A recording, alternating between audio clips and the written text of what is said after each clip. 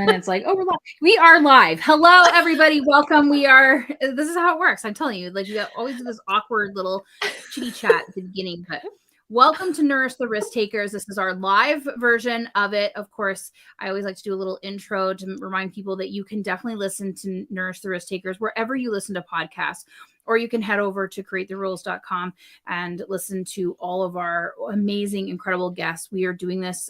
We actually have a new episode every Friday. So tomorrow we have a new one coming out, but it is really important for us to have these conversations.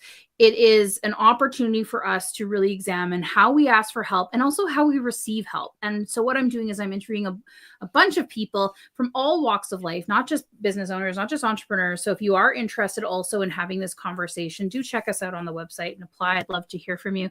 But we are now in a few weeks in. So welcome. I'm going to start over. This is how I start over now because I got to do my recording and my podcast. But welcome to Nourish the Risktakers podcast. We are joined today by Veronica Yanhs. Veronica, thank you for being here. Why don't you give us a little hello and an introduction of what you do in the world?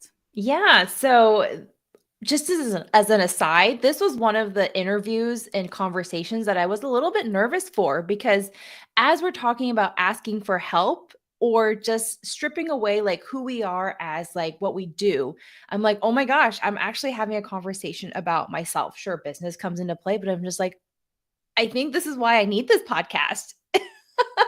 Because asking for help or nourishing the things that I need feels really selfish sometimes, feels like I'm like, guilt just seems to be the word that comes up. But anyway, so I'm Veronica Yanhs. I'm the founder and CEO of Business Laid Bare. And so we work with a lot of impact-driven organizations and businesses to help them create that uncapped revenue growth so that they can take the money and do good with it in the world, because building a legacy requires sustainable actions and operations, and you're not just going to one night stand something to create a legacy. So this is what we're all about. We're all about operations, and I can't think of anything better to do in this world, because like this is where our gifts are. But at the same time, I know that, and I talk about this with you quite a bit, Marisa. It's like when you give, it's like, oh my gosh, how do you ask for help, or how do I ask for help and receive that nourishment in order to continue to show up to make the impact? Because as people have said, you can't pour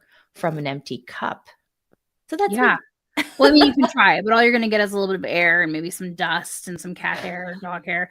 So, just to be completely transparent, Veronica is one of my oldest clients. Not old in her age, but like old timey. We've been kind of doing this for a while. And I always find it interesting because Veronica pays me to help her. Not that I wouldn't love to do it, outside of that kind of relationship. But honestly, I often will say to Veronica, like, I'm sorry, I'm asking this. I'm like, you pay me for this. I know, but we also are like friends as well, right? So it's like reciprocity to me, as I've noticed, is so important. Like, yes, I pay you. But at the same time, it's like, I care about you as a person, and I just taking advantage of people as someone that has been taken advantage of multiple times in my life. It's like, I'm very cognizant about things like that. Asking for permission, even though I pay you. I think as a service provider, we are acutely aware of the times where people have tried to scope creep on us. It is definitely something that I try to keep track of, because I am a notorious like yes person. I love making people's day, and any way I can do that, I'm all in, but at my expense. And like you said, you can't pour from an empty cup, and eventually you do run out of energy. Even me, people have asked, like, how do you do it all? Well, eventually I do crash. I slept 7 hours on a long road trip yesterday. I was just like, here's some music, here's an audiobook, good luck, I am sleeping, and I'm in a public room, and my that noise, the noise, the Pomodoro clock reminded me to get water, take a stretch, take a break. I mean, we all know that as Catalyst members, we hear it all the time. But that's a way I put that in there because I know that we're not receiving support. And it's like a reminder when you hear that, oh, I've got to take a drink, I've got to take a stretch.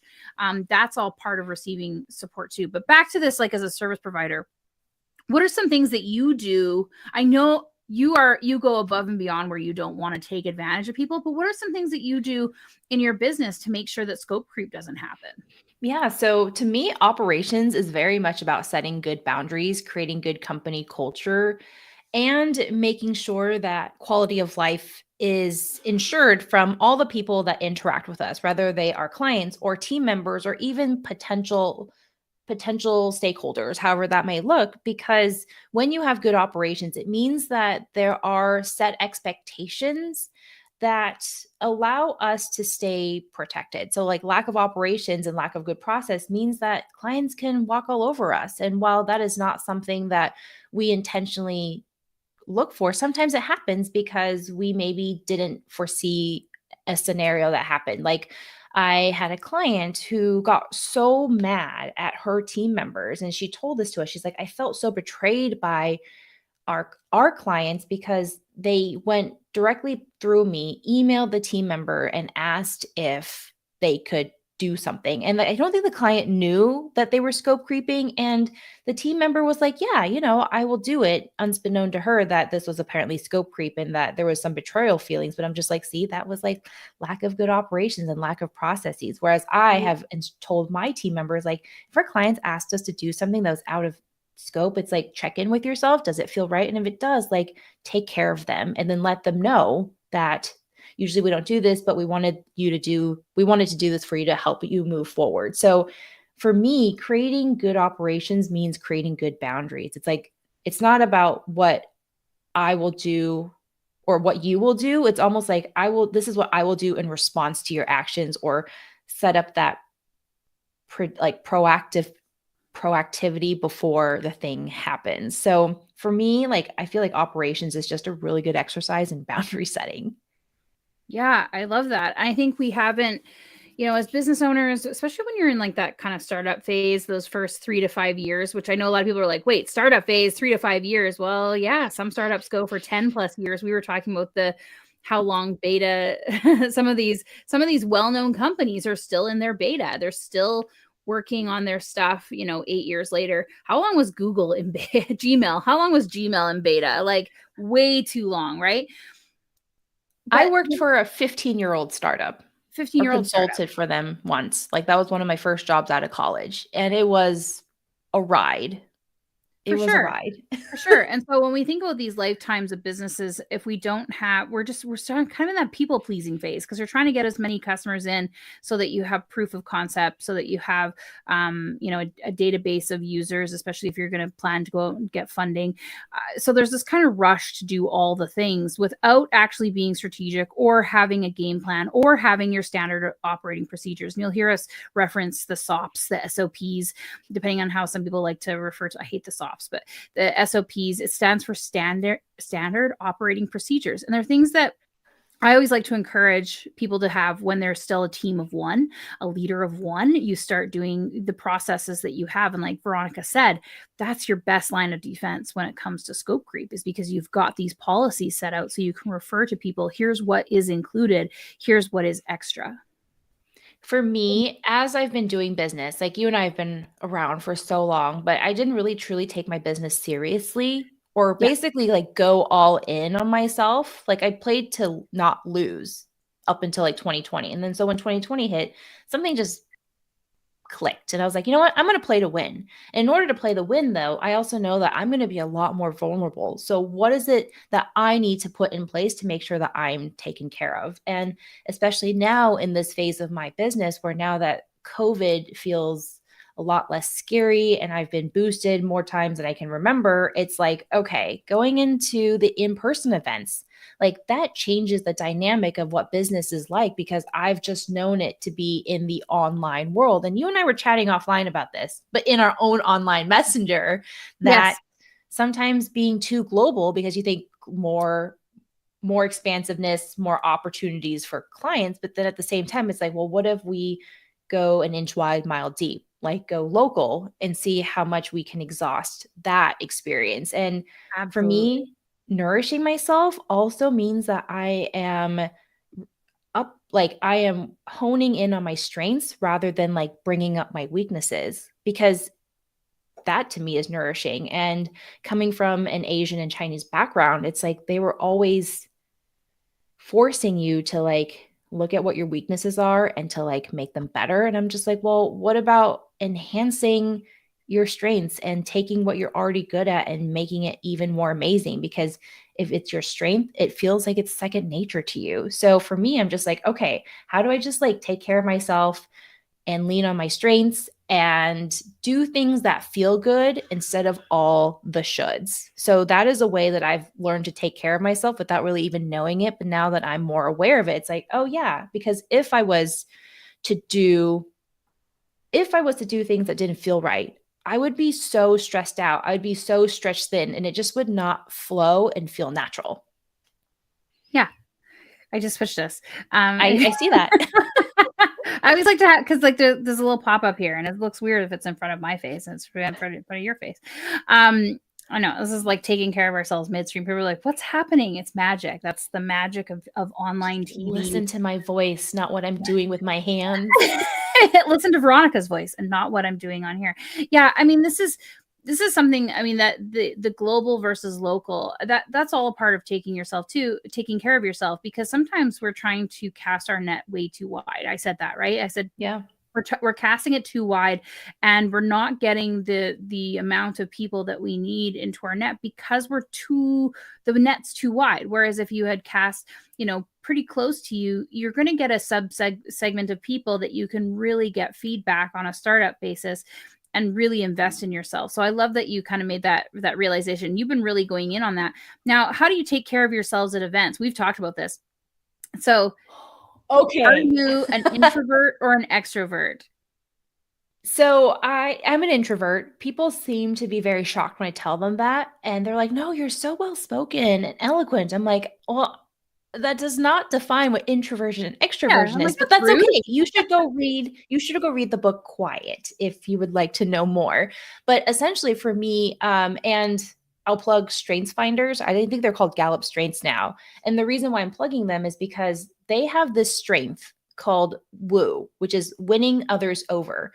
If you are someone that leads or has woo in your top 5 or 10, it means that you're the type of person that wants to like make it rain with your business card, meet everybody, say hi to everybody, befriend everybody. But for me, my number one strength is relator, which means that I win others over through deeply connecting with one or few people. Like I have the uncanny ability apparently to make really deep and meaningful relationships rather quickly. And I thought that this was just part of being a nice human being. But, not everybody has the strengths that we all do, which is why I'm like, for me, I win others over by intimate conversations. So then how I take care of myself is instead of going to a networking event or an event and doing that, like make it rain with my business card, I told myself, if I make like 1 to 2 really good connections, even if it's with somebody I already know, because I've had friends come with me to events and they're like, I know like half the people in this room already. I'm like leaving. I'm like, oh my God, if I see half the people in the room, I get super excited because it means I'm not awkwardly going, hey, can I join your conversation circle? And so that's how I take care of myself, is like I set intentions. Like this is my litmus for what success feels like, because I often move my own targets so that I don't celebrate enough. Or if I do hit a milestone, I'm just like, meh. But as you've told me many times, you're like, Veronica, if you're not celebrating the small things on the day-to-day, how are you going to celebrate the big things when they truly come? Because you've diminished your own success or whatever that looks like. So to sum that all up, small and big celebrations, to me, it just celebrate it all equally. Like just be like, oh my God, this happened. I got, I celebrate when I get, like my Mountain Dew Spark, that I can't get. I'm like, wee! I've liberated it from the US. Like all of those things deserve celebrations equally. We don't need to like say this is a small celebration or a large celebration. You're right. But on that note, so we're going to come to the Canadian-US border. I'm going to toss you like potato sacks. Mountain Dew. And I've You're got gonna toss chips me for back. Lakshmi. I'm going to throw them so that you can ship them faster and quicker. Well, I want them too. Oh yes, yes. Well, it's gonna be. I'm gonna have to like put a small pallet of snacks that are crossing the border. Nothing to see here, customs. Nothing to see here. Just tossing food back and forth. You know, okay. So first of all, I'm interested in this person who is showing up to a room and seeing that they already know half people and they're leaving. Like, to me, I'm like, what an opportunity to reconnect, to let those people know what I'm doing. They already know I don't have to start from zero and say like, here's what I'm doing. Now you go into that conversation where it's like, who do you know that needs what I have? Because you already know me, you know what I do. Like, what an opportunity miss. That's really interesting. That person is just gathering and is not necessarily building relationships, which I think is a different strategy. And I find that exhausting, always continually adding into the funnel without doing the nurturing of who's in the funnel already. It's unbelievable. Like when I see somebody that I already know or half the room, it makes me excited because it allows me, like you said, to talk about something else or to share something without always having to reinvent the wheel and start from scratch. And the few people that I've met locally, so it was interesting when I went into the local business community, someone gave me the advice to like, Veronica, you don't need to be doing what you wanted to talk to me about. She's like, you need to go meet people that are the executive director positions, the super connectors, all that stuff. And I'm just like, okay. And this is almost like letting go. So maybe this is a way of nourishing myself too, is to let go of thinking that I'm under control.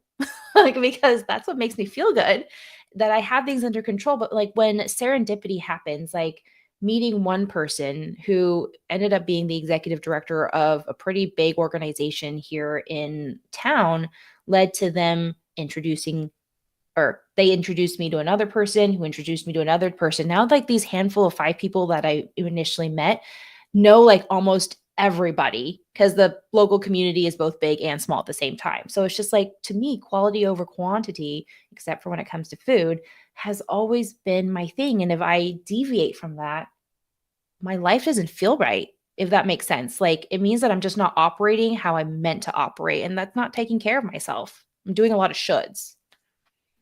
Yeah, we fill our life with shoulds.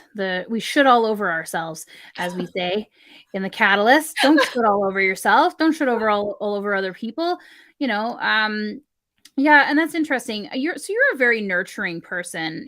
I find you very naturally caring, and you definitely look out for other people. You check in with other people.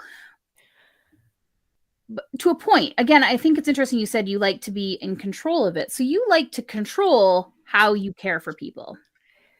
Maybe not in that sense. And you can always check me in this and challenge me. But like when I say control, if I feel like I'm out of control, one, maybe it's actually a good thing because it means that I'm letting magic happen into my life. And perhaps this desire for so much control is because I didn't have it growing up. There were so many things that were done for me or that I was forced to do or forced to do in other people's ways that when I feel like I don't have control, it means that perhaps I'm slipping back into that old behavior and that there's baggage coming up. So I am totally willing to admit this, but when I have control or show up and with intention about how I care for people, really the best thing that I always ask for, like when I meet people, I'm always like, okay, what are your love languages? What are your core values? Because these things help me decide how to help nourish somebody else. So like if words of affirmation are not your thing and I sing you praises left and right, it's probably like it doesn't mean anything. Or you're just like, oh, okay. But if you really are a type of person that loves hugs and just giving you one amazing hug means the world compared to like 10 compliments, then I have done my job and I have observed actually giving you what you truly need rather than what I believe you need. And so that's why it's like asking for help or giving help to me sometimes can't just be like this blanket thing where you assume everybody is the same. So that's what I mean when I try to be in control of like how I take care of people. It's actually asking them what they need first. You should actually give me more hugs. I'm just saying. Okay. All right. So we're meeting up. That's it. We're meeting up. I'm bringing my dog. I'm bringing my drinks. We're bringing the snacks. We're meeting up. Yeah. Yeah. We'll just hug it out all day long and you can sing me praises. It's great. When you do have to ask for help, Veronica, what's it like? What does it feel Oh, like? it's so hard. It's so easy to give help to people. Like, I'm the first one. Like, I have learned from my partner's manager when they were speaking, I'm like, I have biased for action. Like, it's really hard for me to hold space for some people. I immediately go into solutions mode. So for me, when I like, how is it that I am so easy? Like, it's so easy for me to give help to other people right away without thinking about it. But when I need help or want to ask for help, it's a uphill battle. It's so much harder. But I have learned that it is probably a lot of baggage that I need to shed from my upbringing. And so, to answer your question, like asking for help sometimes just looks like, hey, I think I need help.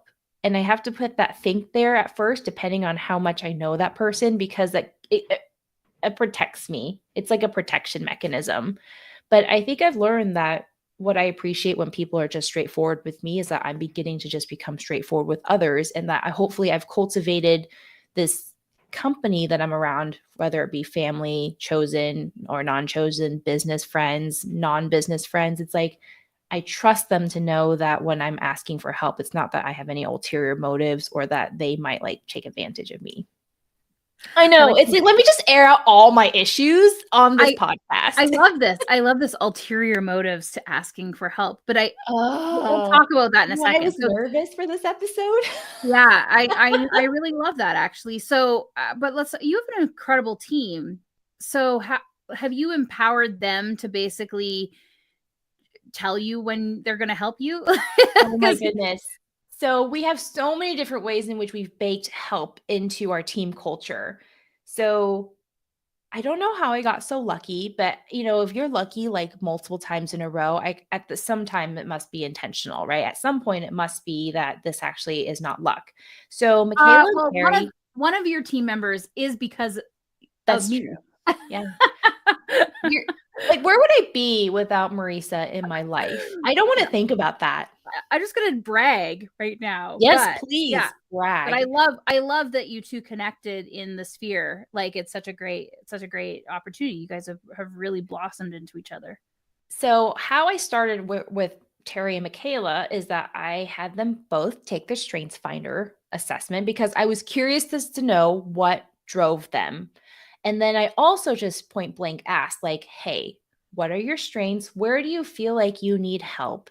And over time, we also have a Slack channel that says it's called Work Your Strengths. So basically, it's a reminder, and we put things down like, oh, well, Terry is open about me sharing this. She's like, I don't know how to build something from nothing. But once you've taught me how to build it the first time, I can build it and make it even better the next time. And Michaela, she's like, I'm like the Energizer bunny. Checking off things off my task list is like, I get high. I get a high from it. And I'm like, oh, okay. So more subtasks for you. Like, I'll just break down one task into like 3 subtasks and it makes you happy. So, like, when we normalize asking for help and without getting shamed for it, it's like we know how to chip in when a team member may be like lagging or having to all work out of our zones of genius now and then. Like, it's a reality. It's like we try to work in our zones of genius as much as possible, but given that we're such a small team at this point, it's inevitable.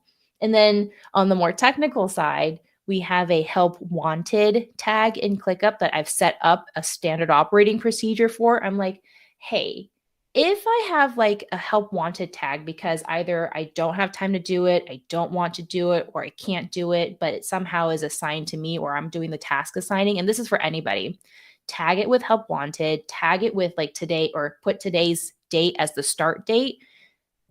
And if you have an idea of who the person is best to complete this with, should complete it, assign it to them. If not, leave it blank. And then that when things get tagged, it shoots a notification to Slack under our help wanted channel so that we have a list of where we need help.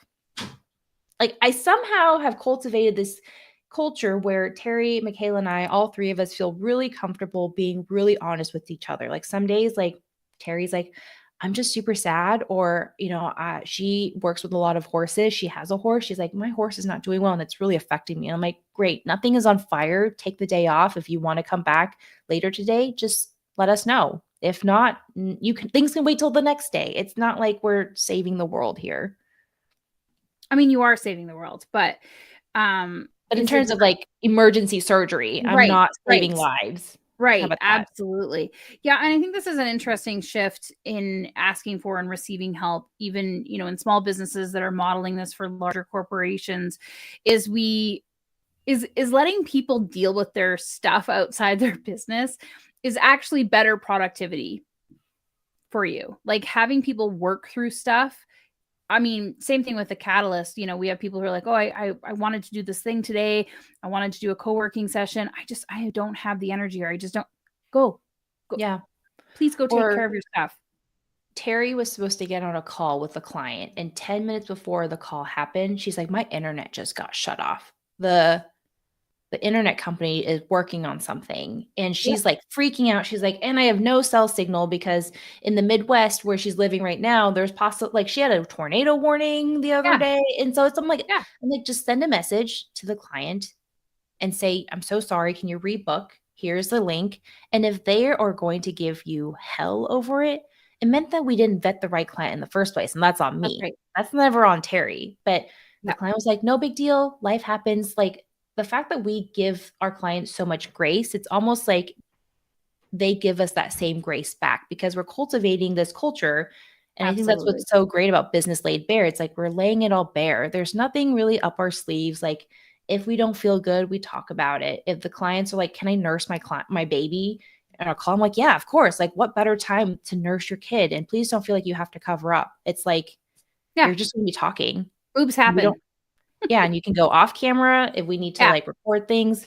It's the 21st century. We can make it work. So how do you need to be taken care of and nourished? I think even things like having your client on the other side feeding that kid, like that's a risk-taking activity, right? Because there's so much stigma. And I'm just like, no, like we're here. We see you as a person. We love seeing your Yeah. baby. If I could smell your baby's head from afar, I would, but I can't. So we'll make it work the next time. Yeah. I mean, I've had coaching clients who are like, do you mind if I have to? I'm like, I don't mind at all. Do we need to? If you want to go off camera, if you want to stay on camera, it doesn't matter to me. I'm like, this is, it's what, or if you need to take 10 minutes, like it's up to you, right? Because I also don't think people should power through this stuff. Like if feeding your baby, you need to like do that and you can't focus on whatever's happening here, let's not force it. Let's not, just because you had it scheduled. Like sometimes babies are hungry and you Yeah. got to do that. Or they're crying, or something's happened, they fell. You can't plan for all of that stuff. And I think we just start creating businesses that allow people to do all the things that they want to do and not feel stressed or having to give up things. So I love that you're creating that culture with your team. I love that during this conversation, I was like thinking about, as you were saying, like inherently having good operations is nourishing folks. And I really love that because when you know how the business operates, you know how to play within that, or you know where the guardrails are and things are just not spinning out of control or feeling chaotic. And I mean, our lives are already chaotic as it is. So it's like, how can I create this environment where Michaela did call us out the other day? She's like, BLB is like my safe space. Like, she's like, I know the structure. I know what to do. Sometimes things get a little crazy and Veronica has a shit ton of projects she wants us all to do. But it's like, I love that they trust that when I assign them something or give them something to do or want us to go down this route, is that I know that they can handle it and not because it just needs to be done. Like I would never assign something to someone if they can't know how to do it. But I'm like, if it's like an app training and you just have to learn the app, that's different. But like inherently, if I'm asking you to write copy and you've never written copy in your life, like I'm not taking care of you. I'm doing nobody any good and I'm harming you. Yeah, and that's a focus that you definitely have with business laid bare, is that it's people first, right? Like Yeah. you're focusing on those procedures and those tools and tactics that you're designing. If it doesn't work for your team, whether it's the team you have now or your future team, then there's no sense putting it in. That's a costly mistake that you're going to be impacting in your business. But I mean, it's also harm that you're doing to your team. It's not just affecting your profit. It's actually, it's creating trauma and harm. And we talk about corporate trauma a lot in the catalyst because we've all experienced it. But it's like we want to try and reduce the amount of harm that we're doing in the world, and that's one way of doing it. So let's come back to this ulterior motives for asking for help. Okay. So it's so funny because when someone asks me for help, I don't think twice. I'm like tits deep in. I just dive in. But then when I ask for help, it's like before I even ask, sometimes I'm just like, okay, will this person think any less of me or think that I'm being lazy? I think that's like the biggest thing is the laziness part because I'm supposed to be able to do all the stuff on myself, right? So the fact that like when I ask for help, even in the form of like ordering out, I'm just like, oh, well, should I have done this? But that at the same time, I always have this like gauge in my head where it's like, okay, if I'm operating today at like 40%, is it worth lowering that gauge 10% even more for a meal? Or is it worth like, okay, ordering takeout or asking somebody to do something for me will allow me to do the things to like raise my gauge up. So the ulterior motive, it's all me. Like it's a me thing. I say like Terry, Michaela, and I are always like, is it a me thing or a business laid bare thing, or is it really a client thing? And 9 times out of 10, it's an us thing. So it's like we check ourselves and It's we're a just we like, thing. okay, it's A a me we thing. thing, a we thing, or a them thing. No, like sometimes we're like, we're not even giving enough value, are we? Or and so we're like, wait a minute. It's a we thing. And so it's like we talk about these things in the culture of the business because it's important to talk about it. And so going back to me, it's like I really need to make it an active practice to just let go of any strings attached that I think I may have attached myself to and be like, I just need help and have to trust that I've cultivated the relationships and the company around me, friends, family, colleagues, whatever, that have my best interest at heart. And I'm proving myself right every day. So it's a active practice that I'm going through right now. Like I am not perfect whatsoever, and nor do I try to portray that I have like my life together. My life is held together because of good processes and Google calendars right now. Yeah, I don't even have that, to be honest. I have a thinly taped calendar, maybe. I probably should go with the duct tape, but I'm really just working on some dollar store Scotch tape happening here, holding everything together. And I'll be the first to admit that, but we're getting there. It's definitely, I think, when you look at from a team process, it gives you an advantage because you also have different perspectives and lived experiences pouring into that solution. So in having the more people that you can get involved in creating that solution for the team, it's going to be better. It's going to be better. I think when I ask for help, like a lot of times for me, I know what help I need. And it's the help that I don't know that I need that is actually really scary. Oh, interesting.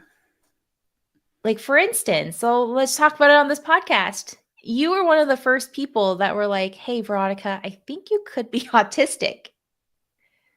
And when I heard that news, I'm just like, not that I was mind blown or anything crazy, because I was just like, I just never attributed that to myself because the type of autistic people I grew up around were nonverbal. I've been told many times by parents that they would never be able to live on their own and stuff. So it's like the fact that I didn't know what I didn't know and I got curious. The biggest thing that I got from this like self-assessment is that I should give myself a lot more grace and stop beating myself up for all the things that I have beaten myself up over. And so for now, when I don't know what I don't know, this part's a little bit scary, but ultimately when I ask for help, it's like I think I'm pretty specific. I need a hug. I need food, because if I don't have food, I'm going to be really hangry and I'm not going to be able to do this. Or like we talked about before you pushed record, a vacation after a vacation. Like Yes. that to me was such a guilt thing. Like, I'm like, I just went on like a month-long vacation, workcation to Hawaii, and now I need like a few days off from my Yep. workcation. But it's just like, this is just how my body works. Like, whether it's like a conference, a kink event, a vacation, whatnot, it's like, how do I take care of myself? It's like I'm becoming a little bit unapologetic about my needs, because I'd rather go foggy brained and not do anything and veg all day than to pretend that I have myself together and try to take meetings, which then just extends my fogginess. Yeah. I mean, I learned this. I went on vacation and then I was just saying in the catalyst, people were like, oh, how was your vacation? I'm like, really bad, actually. And I'm like, first of all, I've forgotten how to vacate. And two, but things I've learned is that even when I go on vacation, I have to take those first 3 days just to sleep, just to try and refill the sleep bank, because I probably didn't sleep a week before trying to get everything done that I needed to get done before I went on vacation. I feel Then that so much. then I need that day after. And I didn't do that. I got up this morning, I did a webinar with Go Brunch, and then we have this, and then I'm actually marrying people tonight. Like, what? Like, what was I thinking? I should have booked off the entire day today. And now I know. You know, That's you now could have messaged me. Like, we are friends no, enough where we could have because rescheduled I this didn't morning. know. I didn't know, Veronica. I didn't know until all of a sudden I got to this point right now where I'm just like, okay, this was a bit much. It was when I looked at my calendar. I didn't think anything about it. Like, honestly, I thought I'd be fine. And I end up sleeping like I said, 7 hours, 9 hours or something. No, 7 hours yesterday on the way home. So like I felt really great. But then it was like 8 o'clock and I'm like, I need to go back to bed. And I realized, I'm in trouble for tomorrow, right? And it's these are things like, this is asking for, but this is also receiving help, right? So now we've created a standard operating procedure this morning. Lacey and I was like, when Marisa goes on vacation, the day after vacation, nothing gets scheduled. Nothing is going to get scheduled. I need at least one day where I'm vegging out and I'm just going to watch TV all day and maybe read and like extend the vacation, but at home, because you're not I love traveling. You're that. not, you're not doing all that kind of stuff. And I said I'm like, we're planning a big, the team is taking a vacation in November because our birthdays are all in the same week. So we're gonna close down the catalyst. I mean, like, not really. I mean, the rooms will still be open, but we're not going to be in there actively supporting. And I said, the first thing is, I think we have to extend that out, because I'm going to probably spend the first 3 days sleeping. And to me, you've created this community, which I am such a proud member of. Like, we value the magic and the expertise that you give us when we need your help, but then when you're not there, it's like we all can help each other. And I think by you creating this community, it's not all on you. You're not the one thing that makes or breaks the success of what you're trying to create. So Yeah, I you've think done really well in this sense. Like, I can just go in and be like, I don't know how to word this well, or I'm kind of lost in my head and stuck in my head. Can I just talk it out? Like, people are there to support. And I'm like, that's so nice. somebody asked me this morning, how does the one-to-one sessions work? And I'm like, honestly, I thought there'd be more one-to-one sessions. So I didn't make a public calendar. It's just people have to ask me, can we do a one-to-one session? But what we found is that the real value is that people come into that main co-working room and they're like, I want to work on this. And then everybody pours into it. So you get not only my experience, but everybody's experience in the room. And it can impact, even if you bring it in a couple days in a row, you get different people in the room.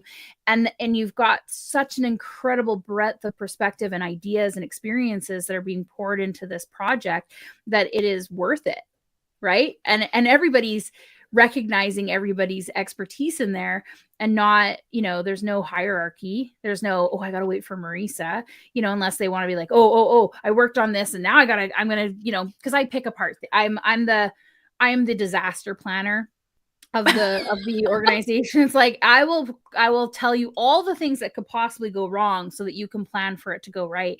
But like that, there's such an advantage there. But that was also hard for me to do too, because I come from the digital business world and you're in that world too, where we're supposed to be the experts of everything. No, because when you're like the jack of all trades, you're like master of none or something. Like, I would rather be well known. Again, it goes back to my inch wide, mile deep kind of personality. Like, I want to know something really, really well. And I am not afraid to ask for help, because I'm either paying with time or money. If I'm trying to like build something and I have to decide, is this something it's worth learning myself before I bring somebody on? Or, you know what, just bring them on and then ask them to create as much documentation or help videos that I need them to do, so that when they do eventually leave, like, we are not stuck with their pants pulled down. So for me, like, taking care of myself, my business, my team members ultimately has been a very active practice as I've gotten older. Like, I would say that if I was to talk to my 20-year-old self now, she'd be like, "What the hell are you talking about? We're fine. We just figure it out. We power through. We bite our tongue." And I'm just like, it's not healthy. But it was also because I was raised with a lot of mistrust, and there was a lot of people that I couldn't trust, and the only person I could trust was myself. So it's like, how do you begin to relinquish the idea of what help looks like as you progress through life? And I'm glad that I have somebody like you who continually challenges me. Like, you're just like, "Veronica, are you sure this is what you need to be doing? What do you need help with? Is this something that you need to," like, you just ask me various questions that allow me to think and expand and evolve. And I think I've gotten to a place where asking for help gets easier. It's like what I was telling you the other day. So as we were talking to more venture capitalists and investors, oh, that is a trip. Even though we're not raising any money at this moment from them, it's like talking to them and winning them over to work with them or to have us work with their portfolio companies. It's like my skin was getting thicker and thicker with every meeting. But after the first few ones, I felt like very vulnerable, very exposed. And so I'm just like, okay, if I have to take really tough VC meetings that I'm like nervous for, I'm not going to do anything else that day. I'm just going to make sure I can recharge, get my mindset right. Because if I'm continually working from a state of like anxiety, it doesn't help anybody. So it's like, I just have to be really, really self aware because my actions or lack thereof have ramifications and consequences that reach beyond me. So I have to take care of myself for the good of others. And it's a crazy thing to be thinking about coming from an Asian background. Yeah, and it's interesting. Everybody listening to this podcast, you're going to have a different set of experiences, different environments, different cultures of asking for support. I know in my family, if I ask my mom, she'd say, "You figure it out. You always do." And it was such a like letdown because I was like, I don't want to do it by myself. I want to co-create with others. I want to hear what I other love that. people's experience is. I don't want to. That's where I was like, okay, I'm going to go build my own. I'm going to go build my own communities where we can actually do collaboration, where we can do co-creation. And it's really defying everything that I grew up with. So I can only imagine you've got that extra layer in there of that background of going through that and kind of relearning what works for you. Yeah, figure it out on your own, but not only that, you have to be excellent at it in like 2 hours.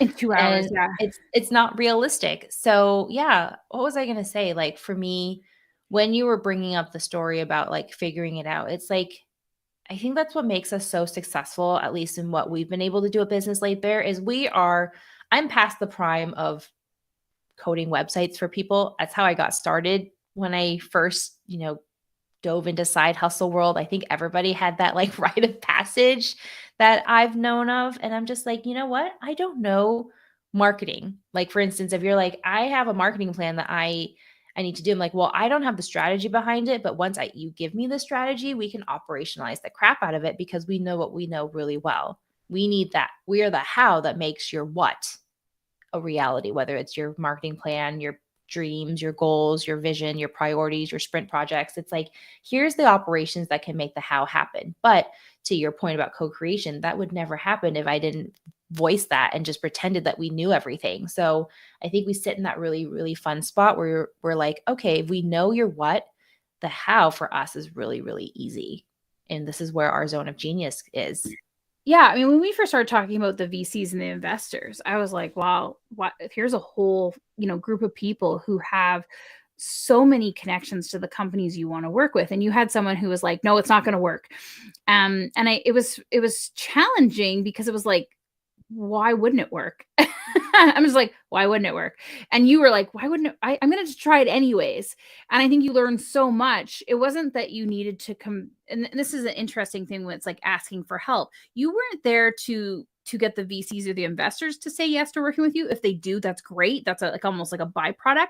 You need them to, you're asking them for help to get connected to their people, to the people that they meet on an everyday basis, because VCs and investors, they get so many people pitching them that they're not ready to have investors. They don't have the operations yet to even entertain investors, right? What an opportunity for them to say, you're not ready for us yet. You need to go work with Business Laid Bare and get their checklist, their audit done before we even look at investing with you or even talking to you about investing.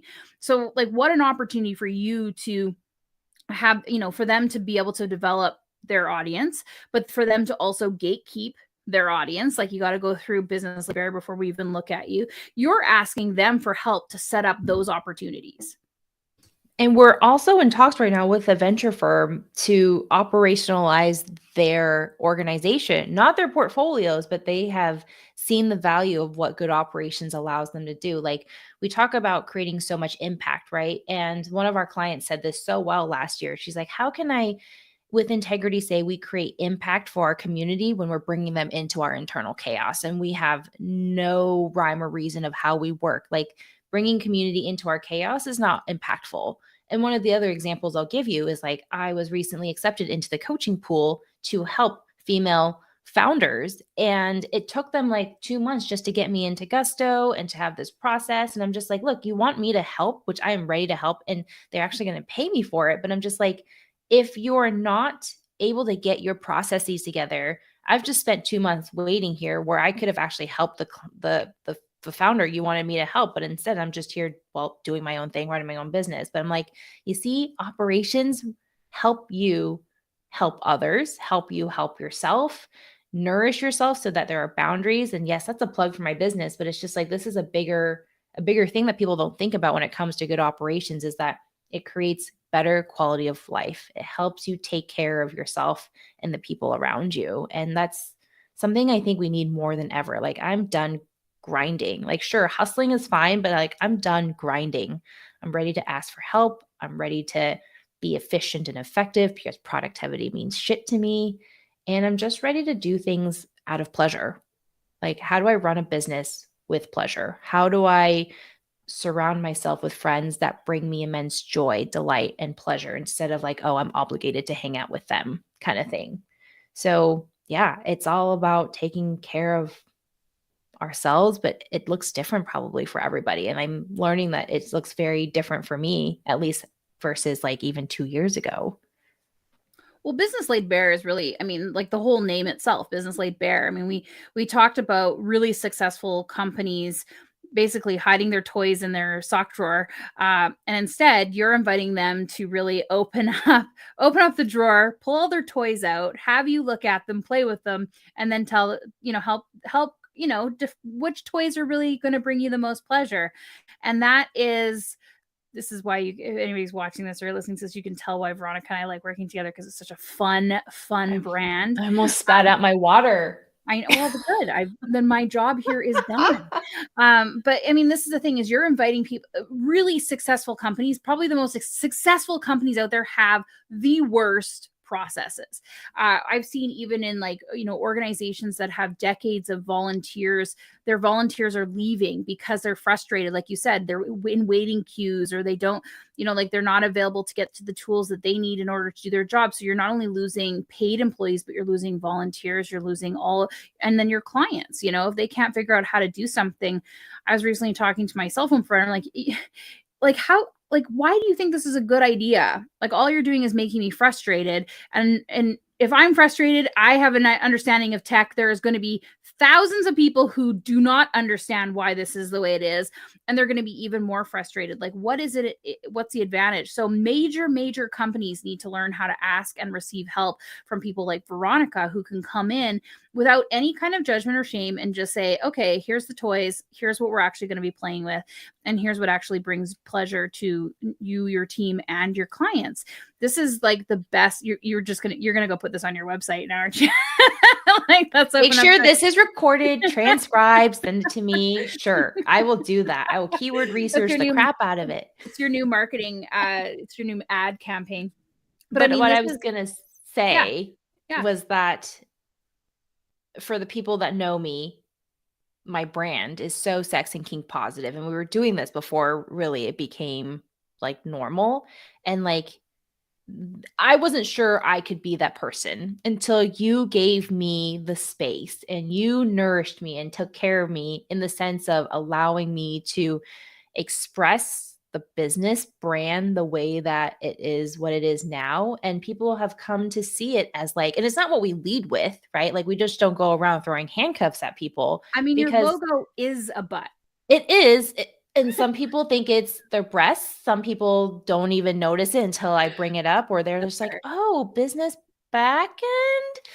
But we don't lead with it. It's more like we lead with how can we make a difference? But this is also who we are. And if you cannot accept me and have it be okay that I say the word orgasm outside the bedroom, I immediately am so polarizing that I know who is meant to be in my world and who isn't.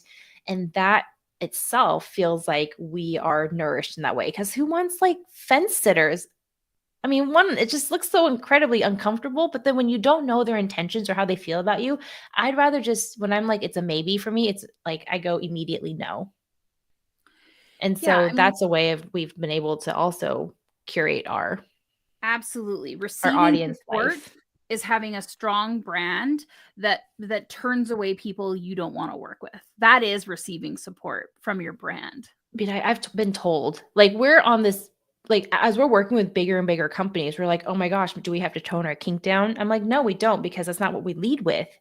And so for us, it's like, how do we show up in a way that feels right for ourselves without sacrificing our integrity, but also not lets it cloud the magic that we can do? Because some people have their own trauma that they have to deal with. And because not only when we talk about being business laid bare, it's like we talk about operations, but we also talk about life, and clients will ask us about kink and sex. And we have heard more than enough stories about trauma and explorations and curiosities that have not gone well. And they're just like, I was hesitant about working with you at first, but I'm just like, at the end of the day, it's about giving you the permission to be yourself, unapologetically laid bare here, whether that's kinky or not. So you fly your own freak flag, we'll fly ours. And together we're just creating a safe space for us to help you design the life and business, more so business at this point, that makes you ecstatic to show up every day and to make that impact, because we're about the power of and pleasure and profit. Doing good, doing well. It's like you don't have to choose between the two. And that to me is very nourishing. Yeah, absolutely. Letting your brand, being your brand, having fun with your brand is also receiving. I mean, that's the thing, is like there were so many similarities once you started talking about it. I'm like, like in kink, you have a contract, you set a scene, like you have boundaries, you have asked for consent, you're always checking in for consent again. All of that is so very similar to the business world that it made sense. A lot of people don't like to know that, but now you do. Now you do. And I think this is, part of it is, again, you have been told many times, oh, your brand's not going to work, oh, you shouldn't go to VC, and you just keep doing it. And I think that to me is a part of receiving support too, because when people give you advice that you didn't ask for, receiving I support, get that a lot. yeah, receiving do support. it this way. Never gonna I know. work. You're always like, do you think this is true? I'm like, no, carry on. Part of it is because, part of it is because I also think it's boring to just do what everybody, and if it didn't work for someone else, why didn't it work for them? Like, because did they actually do the things that you could do? No. There's so many reasons that go into that, but that's part of receiving support and help, is knowing when to not take help. I think also feeling nourished also ups my courage factor. So the more I am taken care of, the more courageous I can get. I don't know the difference between courage and bravery is. I think it feels like courage is like, there's danger in quotes on the other side, but you do it anyways. Whereas bravery, it's like you don't think there's any danger. And so it's like the fact that I know if it doesn't work out, I'm still taken care of, or I'm still supported. It's like I have like this safety net of amazingness that I can fall back to when I'm, maybe licking my wounds or licking my ego wounds, whatever that may look like. So thank you, Marisa, is what I'm trying to say this entire episode. I mean, it's not just me. You're supported by your team. You have other mentors and people that you're working with. And I think, part of creating that, you've really created a fantastic group of people around you who are in your corner for you to win. And so when you feel like you got a punch or whatever, you can go back there and they're like toweling you off, giving you a sip of water, giving the old shoulder shake, being able to like have that surrounding you. You've done a really great job of creating that coterie of support around you. Thank you. So what did we learn today, folks? That Veronica has a lot of issues that she's just easily able to air out on podcast episodes, but asking for help is not easy. Like that's the whole premise of your podcast, right? And hopefully like I presented a different perspective on how asking for help shows up, but that it's not the same as other people and that I still struggle with it and that it's an active practice that you have to just be so unwilling to give it up for, because people's lives are impacted by how well you take care of yourself. And that's just such an amazing, and also mind-blowing thought. Like 20-year-old Veronica would be like, what the heck is this? And I think that shows growth. So thank you for being in my life. Thank you to the Catalyst, all my friends and family. It's like, this has been a journey. Like entrepreneurship is already hard enough as it is. But when you do entrepreneurship unapologetically, according to your own rules, that's a whole nother level. And the support needed is more. Yeah, I think if you're willing to take that, that's why we call this Nourish the Risktakers, right? It's the people who are willing to take that leap, not knowing that they necessarily have that support system, but how do we help them? How do we help people take bigger leaps? And that's what I hope to keep doing with you, Veronica. I think I'm so proud of every time you're like, guess what? I'm like, yeah. Like I will jazz hand you until the end of time, because you're doing incredible things in the world. I like to, before we always go, I always like to recognize something about people. Veronica, first of all, you're brilliant. Your brain is built in a way that is exciting to me because you come up with solutions and opportunities and you take on challenges and obstacles with like, well, let's just get her in there. And it is refreshing. It is fantastic. I love the way that you show up in the Catalyst for not only yourself, which is very important. I just want to say showing up for yourself is the best thing. Being, some people say, oh, that's being selfish. No, showing up for yourself is a phenomenal skill, and you show up for yourself in the room, but you show up for others too. And you're always checking in and you're seeing how, you can work with others and how you can help them have a better time. And I think that is just, it's a skill that you don't always see very often. But also you're hilarious. You are so funny. The things that you come up with, you're like, and you have such a deadpan. You're like, I'm going to just like lay out this incredible comedy sequence, and you just deliver. And we're always all in stitches. And it is a phenomenal opportunity for us just to relax, to, because business isn't always so serious, right? We have this opportunity to really laugh at ourselves and laugh at others and the things that we do in our lives. And you do that for us. You give us the comedy break. You give us permission to laugh. The comedic relief and the process mapping. Yeah, and those are two things I bring. I know. And the hype squatting. Yes, you bring in your Miro boards, and everyone's like, "What?" And then you're like, "This is possible," And yes, absolutely. You show people how organization and productivity can work with neurodivergent brains, and how we can create tools that allow us to have accessibility and equity. And I think that more of that, please. So if you're watching this or you're listening to this right now, please do check out businesslaidbare.com. That's businesslaid, LAIDBARE.com. It is essential for you to go see what Veronica's doing in the world. She has an incredible podcast that isn't ongoing. It's just a section. It's called The Whip, right? The Whip. Yeah, it was the Business Whip. Guess who came up with that title? I mean, it was me. But and I was eating a burger while I was stuffing my face. I was driving, and Veronica's like, "What should this podcast be called?" I'm like, "The Whip. Whip your business into shape." But everybody who listens to it says, wow, there is so much content in there. Yeah, like the way that you break things down. Again, you're all about accessibility. You're all about that being able to come into that. You bring people along with you. So if you want to go start putting operations in your business and you don't know where to start, I do recommend starting with that podcast. Veronica also has some really great, we've showcase some tools here, but do check out createtherules.com.